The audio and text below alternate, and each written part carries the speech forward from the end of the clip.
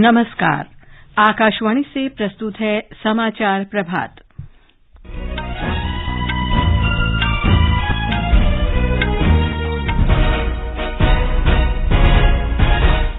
प्रधानमंत्री नरेंद्र मोदी ने असम में रोजगार मेले को वर्चुअली संबोधित करते हुए कहा, प्रत्येक नई आधारभूत ढांचा परियोजना के साथ रोजगार और स्वरोजगार के अवसरों को बढ़ावा मिल रहा है। जेनेवा में ब्रिक्स स्वास्थ्य मंत्रियों की बैठक में केंद्रीय मंत्री मनसुख मांडविया ने कहा, वैश्विक स्वास्थ्य संगठन के प्रभावी ढंग से उपचार में सहयोगात्मक अनुसंधान महत्वपूर्ण है। वर्षा और आंधी से उत्तर भारत में गर्मी से राहत। ओमान में भारत ने जूनियर हॉकी एशिया कप में जापान को 3-1 से हराया।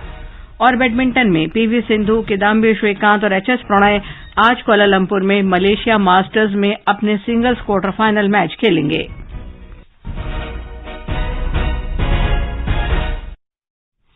समाचार प्रभात के साथ मैं लवली निगम। प्रधानमंत्री नरेंद्र मोदी ने कहा है कि सरकारी व्यवस्था को वर्तमान समय के अनुसार स्वयं को परिवर्तित करना चाहिए। उन्होंने कल गुवाहाटी में नियुक्ति पत्र वितरण कार्यक्रम में असम सरकार के विभिन्न विभागों में नवनियुक्त 44,000 से अधिक कर्मियों को वर्चुअल रूप से संबोधित करते हुए ये बात कही। केंद्रीय गृह मंत्री अमित शाह ने कल गुवाहाटी के वेटरनरी कॉलेज खेल मैदान में असम सरकार के विभिन्न विभागों में नवनियुक्त कर्मियों को नियुक्ति पत्र वितरित किए। प्रधानमंत्री ने कहा कि हम सभी ने आजादी का अमृतकाल में भारत को एक विकसित राष्ट्र बनाने का संकल्प लिया है। नई आधारभूत परियोजनाओं का उल्लेख करते हुए श्री मोदी ने कहा कि भारत के बुनियादी ढांचे को बहुत तेज गति से लाखों करोड़ों रुपए खर्च करके आधुनिक बनाया जा रहा है। उन्होंने राष्ट्रीय राजमार्गों, एक्सप्रेसवे, रेल लाइनों, बंदरगाहों और अन्य अधोसंरचनाओं का उदाहरण दिया। प्रधानमंत्री ने कहा कि प्रत्येक नई परियोजना के साथ हर क्षेत्र में रोजगार और स्वरोजगार के अवसर सृजित हो रहे हैं। नवनियुक्त कर्मियों के व्यवहार, सोच, कार्य के प्रति दृष्टिकोण और जनता पर प्रभाव के महत्व पर श्री मोदी ने कहा कि नवनियुक्त कर्मचारी आम नागरिकों के लिए असम सरकार का चेहरा होंगे। प्रधानमंत्री ने युवाओं और सभी सरकारी विभागों से नागरिकों को बेहतर सेवाएं प्रदान करने के उद्देश्य से समय की मांग के अनुरूप स्वयं को बदलने का आग्रह किया। उन्होंने सरकारी कर्मचारियों में देश के नागरिकों की आकांक्षाओं को पूरा करने के लिए जिम्मेदारी का भाव उत्पन्न कराने का आह्वान किया। श्री मोदी ने नवनियुक्त कर्मियों से समर्पण के साथ आगे बढ़ने की भी सलाह दी। श्री मोदी ने इस बात पर जोर दिया कि सभी सरकारी कर्मचारी नई बातों और प्रणालियों को सीखें तथा समाज और व्यवस्था को बेहतर बनाने में अपना योगदान दें। प्रधानमंत्री ने असम डायरेक्ट रिक्रूटमेंट कमीशन के माध्यम से बड़ी संख्या में पारदर्शी और समयबद्ध तरीके से भर्तियों के लिए असम सरकार की सराहना की और सभी नवनियुक्त कर्मियों को शुभकामनाएं दी। इससे पहले केंद्रीय गृह मंत्री अमित शाह ने श्रीमंत शंकरदेव कला क्षेत्र से गुवाहाटी में राष्ट्रीय फॉरेंसिक विज्ञान विश्वविद्यालय के कैंपस शिलान्यास समारोह को वर्चुअल माध्यम से संबोधित किया। उन्होंने अपराध सिद्धि के लिए न्याय प्रणाली के साथ फॉरेंसिक विज्ञान जांच को एकीकृत करने के महत्व पर बल दिया। केंद्रीय मंत्री ने कहा कि ये दिन असम और सभी पूर्वोत्तर राज्यों के लिए बहुत महत्वपूर्ण है। उन्होंने कहा कि अब गुवाहाटी में भी छात्र फॉरेंसिक का अध्ययन कर सकेंगे। श्री शाह ने कहा कि राष्ट्रीय फॉरेंसिक विज्ञान विश्वविद्यालय पूरी दुनिया में विशिष्ट विश्वविद्यालय है और ये 100% रोजगार उन्मुख पाठ्यक्रम है। प्रधानमंत्री नरेंद्र मोदी ने वीडियो कॉन्फ्रेंस के माध्यम से देहरादून से दिल्ली के लिए वंदे भारत एक्सप्रेस रेलगाड़ी को झंडी दिखाकर रवाना किया। उत्तराखंड के लिए ये पहली वंदे भारत रेलगाड़ी है। इससे राज्य की यात्रा करने वाले पर्यटकों के लिए सुविधाजनक यात्रा के नए युग की शुरुआत होगी।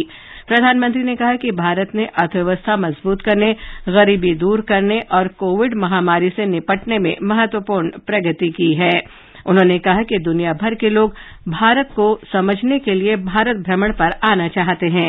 प्रधानमंत्री ने कहा कि वर्ष 2014 के बाद सरकार ने भारतीय रेल का कायाकल्प किया है। स्वास्थ्य और परिवार कल्याण मंत्री डॉक्टर मनसुख मांडविया ने जेनेवा में विश्व स्वास्थ्य सभा से अलग ब्रिक्स देशों के स्वास्थ्य मंत्रियों की बैठक को संबोधित किया।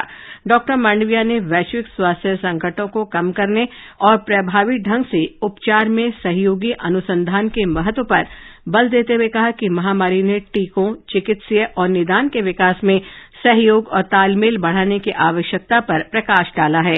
उन्होंने सुझाव दिया कि ब्रिक्स वैक्सीन अनुसंधान और विकास के साथ साथ सुरक्षित, प्रभावोत्पादक और सस्ते टीकों के सबके लिए समान पहुंच प्रदान करने में महत्वपूर्ण भूमिका निभा सकता है। उत्तराखंड में टिहरी जिले के नरेंद्रनगर में G20 anti corruption working group की दूसरी बैठक में लिंग और भ्रष्टाचार के विषय पर चर्चा की गई। केंद्रीय विदेश और संस्कृति राज्य मंत्री मीनाक्षी लेखी ने चर्चा में भाग लिया। श्रीमती लेखी ने कहा कि अच्छी सरकार की परिभाषा लोगों के लिए किए गए कल्याणकारी कार्यों से निर्धारित होती है। मीनाक्षी लेखी ने जनधन खाता, मुद्रा योजना, आयुष्मान भारत, डीबीटी के साथ साथ महिला सशक्तिकरण जैसी योजनाओं के माध्यम से भ्रष्टाचार को समाप्त करने के लिए भारत सरकार के प्रयासों पर चर्चा की। G20 की आपदा जोखिम न्यूनीकरण कार्य समूह की दूसरी बैठक कल मुंबई में संपन्न हुई। इसमें तकनीकी और संचालन स्तर के अधिकारियों ने आपदा जोखिम कम करने के लिए सक्षम बुनियादी ढांचे और वित्तीय सहायता के महत्व को समझने का प्रयास किया। राष्ट्रीय आपदा प्रबंधन प्राधिकरण के सदस्य सचिव ने आकाशवाणी से विशेष बातचीत में कहा कि भारत को सभी प्राथमिकता वाले क्षेत्रों में G20 देशों से जबरदस्त समर्थन मिला है। ये समाचार आकाशवाणी से प्रसारित किए जा रहे हैं। रक्षा मंत्री राजनाथ सिंह ने कहा है कि प्रौद्योगिकी से उन्नत बनी सेना राष्ट्र के लिए सुरक्षित करने में महत्वपूर्ण है। रक्षा अनुसंधान और विकास संगठन के अकादमिक सम्मेलन का उद्घाटन करते हुए श्री सिंह ने जोर देकर कहा कि भारत जैसे देश के लिए यह महत्वपूर्ण है कि प्रौद्योगिकी से उन्नत बनी सेना सीमाओं पर दोहरी चुनौती का सामना करती है। रक्षा मंत्री ने बल देकर कहा कि सहयोग और सामूहिक प्रयासों के माध्यम से विकसित प्रौद्योगिकी दोनों सिविल और रक्षा क्षेत्रों में उपयोगी सिद्ध होती है। उन्होंने ये भी कहा कि रक्षा अनुसंधान और भागीदारी के लिए किए गए अकादमिक कार्य चुनौतियों का समाधान निकालता है। रक्षा मंत्री ने कहा कि ये भागीदारी भारत को रक्षा प्रौद्योगिकी में अग्रिम राष्ट्र बनाने में सहायक सिद्ध होगी। इस अवसर पर रक्षा मंत्री ने उन प्रमुख वैज्ञानिकों को सम्मानित किया जिन्होंने वैमानिकी, आयुध सहयोग, जीव विज्ञान और नौसेना प्रणालियों और अन्य रक्षा अनुसंधान और विकास संगठन की परियोजनाओं को उल्लेखनीय बनाने में योगदान दिया। और आज का समय अगर आप देखें तो स्वाभाविक रूप से आप ये पाएंगे कि यह एक ऐसा समय है जहां इकोनॉमी, पॉलिटिक्स, सोसाइटी, एग्रीकल्चर और कनेक्टिविटी आदि सभी सेक्टर्स में रिसर्च एंड टेक्नोलॉजी का समावेश काफी हद तक हो चुका है। केंद्र शासित प्रदेश जम्मू कश्मीर में सरकार ने सभी 14 जेलों में अनधिकृत संवाद रोकने के लिए कॉल ब्लॉकिंग प्रणाली के लिए टॉवर लगाने की स्वीकृति दी है। हमारे जम्मू संवाददाता ने बताया कि आने वाली और जाने वाली कॉल, एसएमएस तथा डेटा सेवाओं को ब्लॉक करने के लिए टॉवर लगाए जा रहे हैं। जम्मू कश्मीर गृह विभाग ने सभी 14 जिलों में कॉल ब्लॉकिंग प्रणाली लगाई हुई है ताकि 2G, 3G और 4G सिग्नल जो बाद में 5G के लिए उपयोग किए जा सकते हैं, इन सभी को ब्लॉक किया जा सके। केंद्र में नरेंद्र मोदी सरकार के इस महीने 9 वर्ष पूरे हो रहे हैं। इस अवसर पर आकाशवाणी समाचार ने सरकार के विभिन्न पहल के बारे में विशेष श्रृंखला शुरू की है। प्रधानमंत्री नरेंद्र मोदी के नेतृत्व के अंतर्गत केंद्र सरकार ने भारत में आत्मनिर्भरता को बढ़ावा देने के लिए कई उपाय किए हैं। प्रधानमंत्री के वोकल फॉर लोकल अभियान के फलस्वरूप कई युवा पुरुषों और महिलाओं ने आत्मनिर्भरता प्राप्त की है। सरकार की उद्यमशीलता को बढ़ावा देने की अत्यंत महत्वपूर्ण योजनाओं में से एक मुद्रा योजना ने लाभार्थियों को कामकाज शुरू करने और अपने सपनों को वास्तविकता में बदलने के लिए सशक्त बनाया है। एक रिपोर्ट। केंद्र सरकार महिलाओं और युवाओं को सशक्त बनाने के लिए प्रतिबद्ध है। प्रधानमंत्री लघु इकाई विकास और पुनर्वित्त एजेंसी योजना मुद्रा योजना के रूप में भी जानी जाती है। ये अत्यंत महत्वाकांक्षी योजनाओं में से एक है जो उद्यमशीलता को बढ़ावा देती है। रोजगार के अवसर सृजन के अलावा मुद्रा योजना ने लघु व्यापार को ऋण प्रदान करने, विशेष रूप से कम उपयोग में आ रहे क्षेत्रों में वित्तीय समावेश को बढ़ावा दिया है। इस योजना ने सभी के लिए व्यापार तक पहुंच प्रदान करने की शुरुआत की है। नवरंगपुर जिले की शीतल कौशल को मुद्रा योजना से मिले ऋण से लाभ हुआ है। उन्होंने अपनी बेकरी स्थापित की है जिसमें कम से कम 5 लोगों को रोजगार मिला है और ये अब सफल उद्यम है। पुरी के जितेंद्र सिंह ने मुद्रा ऋण लेकर अपना व्यापार शुरू किया है। आकाशवाणी से बातचीत करते हुए जितेंद्र ने बताया, मेरा नाम जितेंद्र कुमार सिंह, मैं एक चाय की दुकान करता हूँ पुरी के अंदर। मैंने कोविड के अंदर मेरे आर्थिक स्थिति खराब हो चुकी थी, अच्छा नहीं था। टाइम पे योजना आई प्रधानमंत्री मुद्रा लोन की, मोदी जी ने अच्छी योजना चलाई थी, उसके अंदर मैंने भी अप्लाई किया। मेरी आर्थिक स्थिति सुधारने के लिए मैं मोदी जी को हार्दिक बहुत बहुत धन्यवाद देना चाहता हूँ। मुद्रा योजना ने न केवल लोगों में आत्मनिर्भरता का संचार किया है बल्कि निजी क्षेत्र के विकास में योगदान दिया, जो कि आजीविका के लिए बेहतर विकल्प है। कटक से इतिश्री सिंह राठौर की रिपोर्ट के साथ समाचार कक्ष से अलका सिंह। भारतीय नौसेना ने भारत के पहले स्वदेशी विमानवाहक पोत आईएनएस विक्रांत के डेक पर मिग-29 के लड़ाकू विमान की पहली नाइट लैंडिंग कराकर एक और बड़ी उपलब्धि हासिल की। रक्षा मंत्री राजनाथ सिंह ने भारतीय नौसेना को बधाई दी है। भारतीय नौसेना ने कहा कि आईएनएस विक्रांत पर मिग-29 की पहली सफल नाइट लैंडिंग आत्मनिर्भर भारत की दिशा में नौसेना की शक्ति का संकेत है। 2 सितंबर 2022 को भारत के प्रधानमंत्री की उपस्थिति में भारतीय नौसेना में कमीशन किया गया ये जहाज भारत सरकार के आत्मनिर्भर भारत विजन को एक और बढ़ावा है। मौसम विभाग ने पश्चिमी विक्षोभ के कारण आज उत्तर पश्चिम हिस्से में वर्षा की संभावना व्यक्त की है। पश्चिमी हिमालय क्षेत्र के अधिकांश स्थानों पर गरज और तेज हवाओं के साथ हल्की वर्षा होने के आसार हैं। चंडीगढ़ मौसम विभाग के निदेशक मनमोहन ने आकाशवाणी समाचार से विशेष बातचीत में मौसम के बारे में जानकारी दी। 23 मई से जो है वो वेस्टर्न डिस्टर्बेंस का इफेक्ट चल रहा है। भारत में बारिश हो रही है। पंजाब हरियाणा में पिछले दिनों में अच्छी बारिश हुई है। टेम्परेचर में काफी गिरावट दर्ज की। 22 तारीख को जो टेम्परेचर थे पंजाब और हरियाणा में 45 डिग्री तक चले गए थे, लेकिन अभी जो टेम्परेचर है कम से कम 10 डिग्री तक जो है वो उसमें गिरावट दर्ज की गई। और जो टेम्परेचर है पंजाब और हरियाणा के अपने 32 और 35 डिग्री के बीच चल रहे हैं। और अभी जो वेस्टर्न डिस्टर्बेंस का इफेक्ट है आज भी रहेगा। आज भी मैनी प्लेसेस पे बारिश और हो सकती है, लेकिन कल से जो WD का इफेक्ट कम रहेगा, लेकिन जो टेम्परेचर है वो ज्यादा नहीं बढ़ेंगे। आने वाले जो दिन होंगे या मई का महीने के जो बाकी दिन बचे होंगे इसमें हीट वेव नहीं होंगी। टेम्परेचर जो है वो लोअर साइड में रहेगी। हॉकी में भारतीय जूनियर टीम ने कल ओमान में जूनियर एशिया कप 2023 के पूल ए के दूसरे मैच में जापान पर 3-1 से जीत दर्ज की। ये जूनियर एशिया कप में भारत की दूसरी जीत थी। भारत 28 मई को अपने आखिरी पूल मैच में थाईलैंड से खेलेगा। 27 मई को भारत का मुकाबला पाकिस्तान से होगा।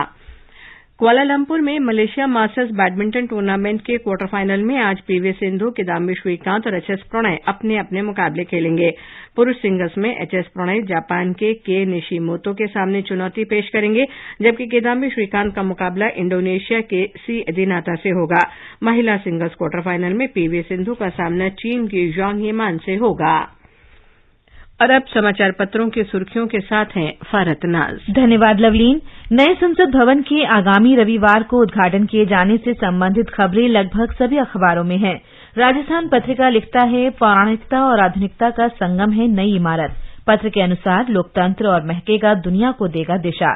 हिन्दुस्तान की सुर्खी है, लोकतंत्र के मंदिर पर मनमुटाव। नवभारत टाइम्स कहता है, प्रधानमंत्री मोदी ने ऑस्ट्रेलिया के बहाने विपक्ष को घेरा, कहा वहां पक्ष और विपक्ष थे साथ।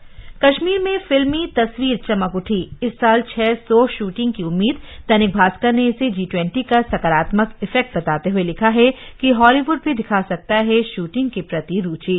अमर उजाला की यह खबर ध्यान खींचती है कि नवपोषण युग के पत्थर के दुर्लभ औजार हैदराबाद में मिले। पत्र का कहना है कि इससे संकेत मिलता है कि शहर का इतिहास करीब 6000 साल पुराना है। दिल्ली एनसीआर में धूल भरी आंधी के साथ हुई बारिश, लू ने इसे राहत बताते हुए लिखा है 30 मई तक लू चलने का अनुमान नहीं। हिन्दुस्तान के अनुसार तपती दिल्ली को तेज बारिश ने भिगोया। अंत में मुख्य समाचार एक बार फिर।